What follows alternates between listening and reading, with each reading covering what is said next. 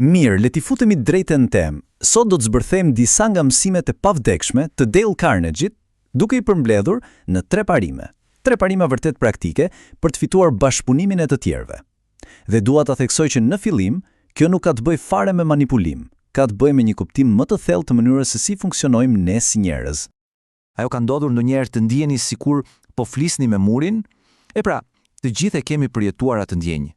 Atë frustrimin kur përpiqesh të shpjegosh diçka, të argumentosh një pikpamje, por personi përballë thjesht nuk lëviz as një milimetër nga pozicioni i tij. Domethënë, është fiks sikur po përplas kokën pas murit, apo jo? Por çfarë nëse debati, këmbgulshja, të ngresh zërin, nuk janë fare përgjigja?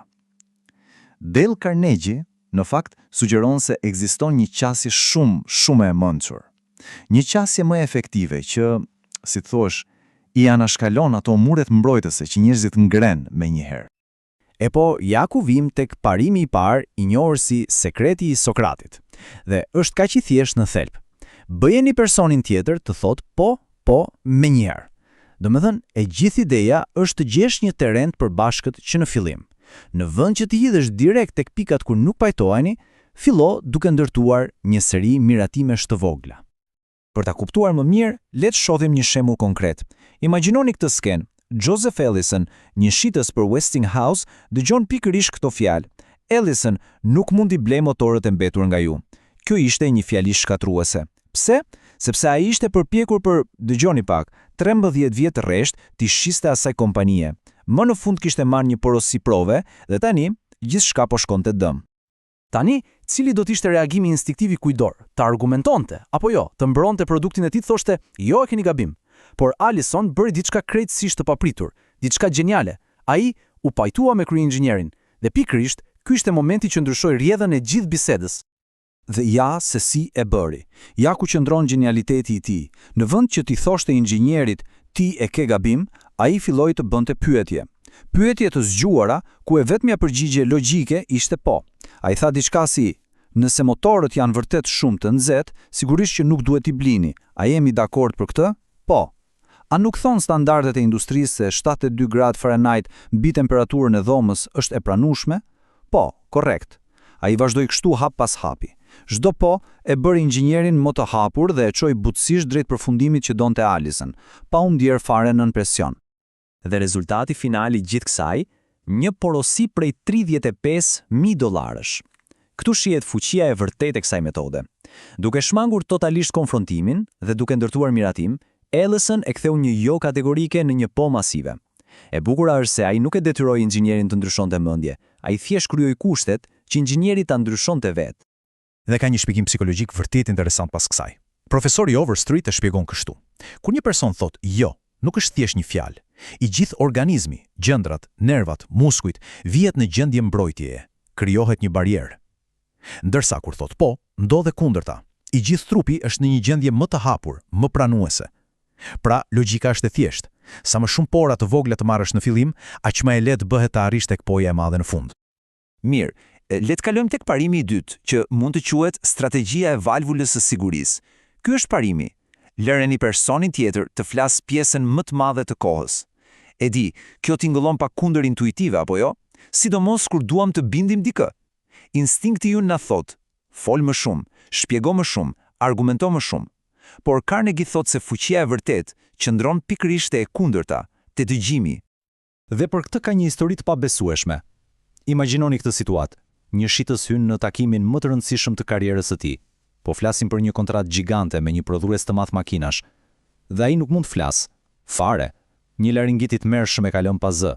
Kështu që ai merr një blok shënimesh dhe shkruan: "Zotrin, më falni, por kam humbur zërin, nuk mund të flas." Dhe këtu ndodhi diçka jashtëzakonshme, pothuajse magjike. Meqense shitësi ishte i heshtur, kush filloi të fliste? Presidenti i kompanisë blerëse. Ai mori mostrat e pëlurave dhe filloi t'ua tregonte ekzekutivet të tij. Ai filloi të vinte në dukje pikat e forta, cilësinë. Në thelb, ai u bë avokati më i mirë i produktit. Ai filloi t'i ashiste produktin vetes dhe ekipit të tij. Dhe rezultati i këtij takimi ku shitësi nuk tha asnjë fjalë, një kontratë me vlerë $1.6 milion. Kontrata më e madhe që ai kishte marrë ndonjëherë. Vite më vonë, Ai pranoi se po të kishte pasur zë atë ditë, me siguri do ta kishte humbur kontratën, sepse kishte planifikuar një qasje krejtësisht të gabuar.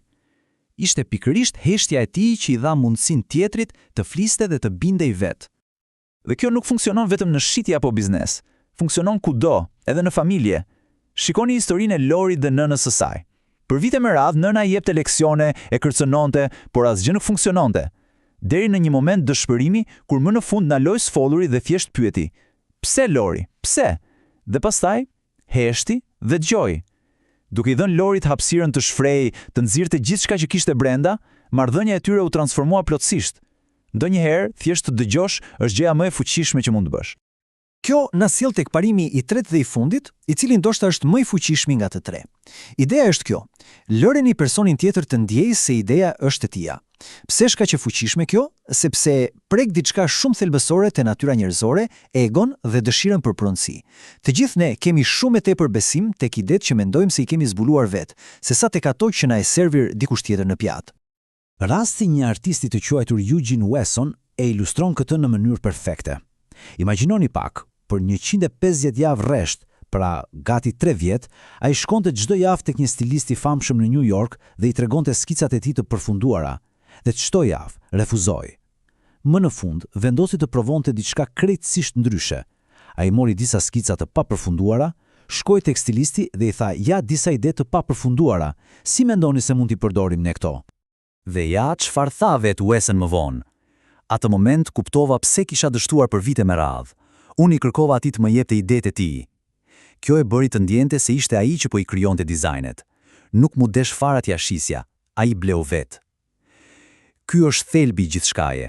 Duke e bërë Blersin pjesë të procesit, ai e ktheu nga një spektator në një bashkëkrijues. Ta pritur, Blersi nuk po blinte më skicat e dikujt tjetër, por po investonte në idetë e veta. Nuk ishte më nevojë për shitje. Pra, le ti mbledhim të gjitha këto bashk. Këto 3 parime formojnë një lloj kutie veglash për bindje dhe bashkëpunim. Dhe e rëndësishmja është të kuptojmë se këto nuk janë trika apo marifete, janë një ndryshim thelbësor në mendësi, kalimi nga konfrontimi tek bashkëpunimi. Pra, ti përmbledhim shpejt edhe një herë. Parimi i parë, filloni duke bërë personin tjetër të thotë po, sa më shpejt. Parimi i dytë, lëreni atë të flas pjesën më të madhe të kohës. Dhe parimi i tretë, lëreni të ndjejë se ideja është e tija. Të treja këto së bashku bëjnë një gjë të vetme, ulin rezistencën dhe hapin derën për bashkëpunim të vërtet. Dhe kjo na lë me një pyetje të fundit për të reflektuar. Herën tjetër që do të gjendeni në një situatë ku duhet të bindni dikë, ndaloni për një moment. Në vend që të mendoni, si mund t'ja shes këtë ide, provoni të pyesni veten, si mund ta ndihmoj këtë person që ta zbuloj këtë ide vet. Bëjeni këtë ndryshim të vogël në qasje dhe rezultati mund t'ju habis vërtet.